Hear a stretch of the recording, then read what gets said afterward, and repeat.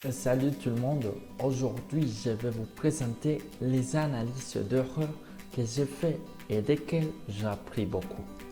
Mais premièrement, on va mettre sur le contexte. Dans la perspective théorique qui constitue généralement les points communs de la plupart des linguistes en 1989, selon laquelle la langue constitue un système arbitraire. L'identité du signe linguistique relève d'un rapport stable entre forme et sens, et le fonctionnement de l'ensemble des unités rapporte du même sur le principe selon lequel toute différence de forme suppose une différence de sens et réciproquement toute similarité dans la forme impliquée et similarité dans les sens. C'est le fondement de l'identification, signe de segmentation, commutation, à la base de la méthodologie structuraliste, tout comme de leur classement et de l'application de leur fonctionnement à partir de la description de leurs propriétés d'orthographe, morphologique, syntaxique, lexicale et sémantique. Il convient de noter qu'au moment de parler à propos de ça, il faut savoir faire la différence entre faute et erreur, car souvent les gens ont la tendance à confondre ces deux termes. La différence, bien subtile, n'est pas moins présente. Une faute, c'est un manquement à une règle ou à une norme, alors qu'une erreur n'est pas rien d'autre qu'une surprise, une action inconsidérée, voire rejetable, un défaut de jugement ou d'appréciation. À continuation, je vais vous présenter mon plan d'exposé. Il est composé par deux parties. Premièrement, je ferai une petite présentation sur le niveau du texte et après je ferai l'analyse du corpus des deux textes avec la grille et avec des graphiques pour bien préciser les résultats.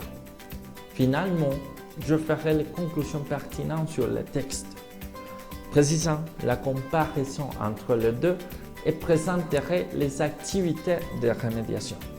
Mais on y va.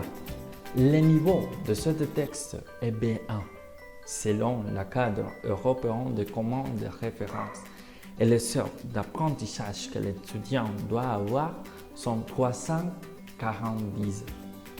Aussi, selon la CECR.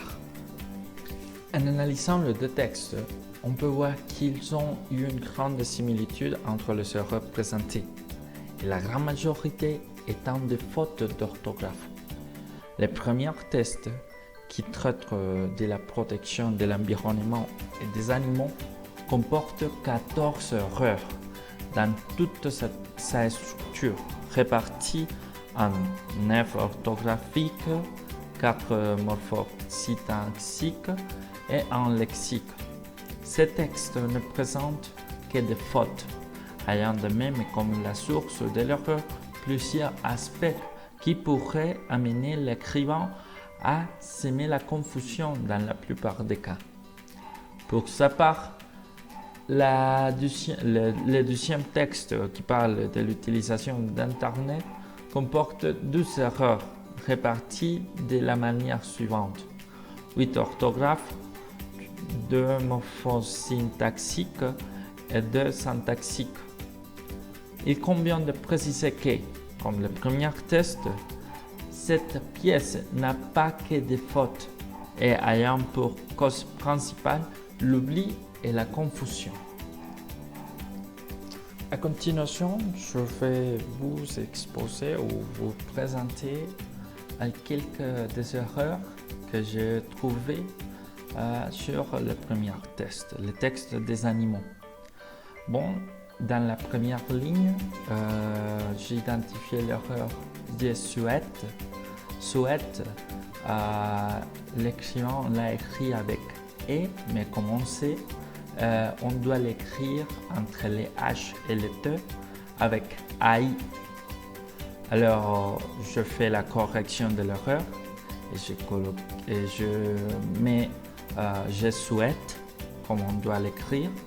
Je dis que c'est une faute parce que je crois qu'il y a été une petite confusion de la part de l'écrivain à l'écrit les mots, bien que bon, ça peut nous passer. Les types d'erreurs, bien sûr, c'est d'orthographe. La source de l'erreur, je dis que c'est entre langues et comme je viens de dire, peut-être une confusion avec la conjugaison du verbe souhaiter. Et bon, la remédiation que je propose pour ça, c'est une activité de remploi.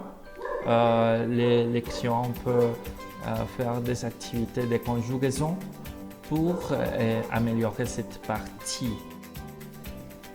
À propos du texte numéro 2,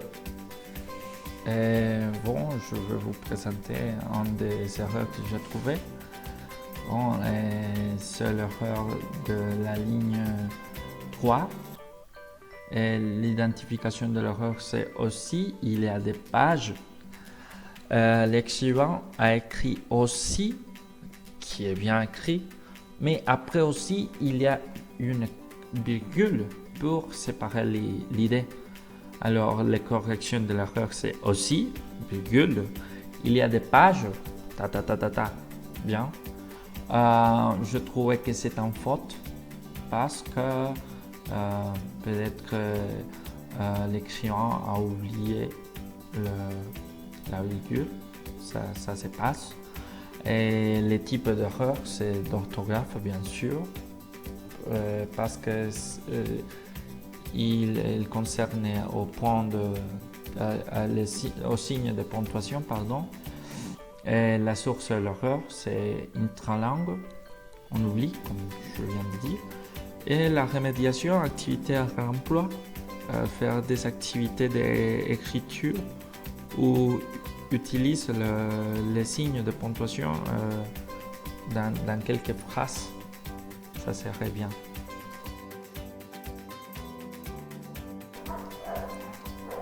La grande similitude entre ces deux textes était le manque d'orthographe de la part de l'écrivain et le manque de signes de ponctuation pour la séparation des idées. Il est précise de conseiller cette personne à effectuer des activités de remploi, ainsi que des activités de conceptualisation et de systématisation pour améliorer certains concepts clés et les mettre en pratique. De même, étudier la conjugaison de verbes, car dans certains cas, en raison de la confusion, les verbes étaient mal conjugués. Ici, on peut voir dans les graphiques les erreurs les plus courantes.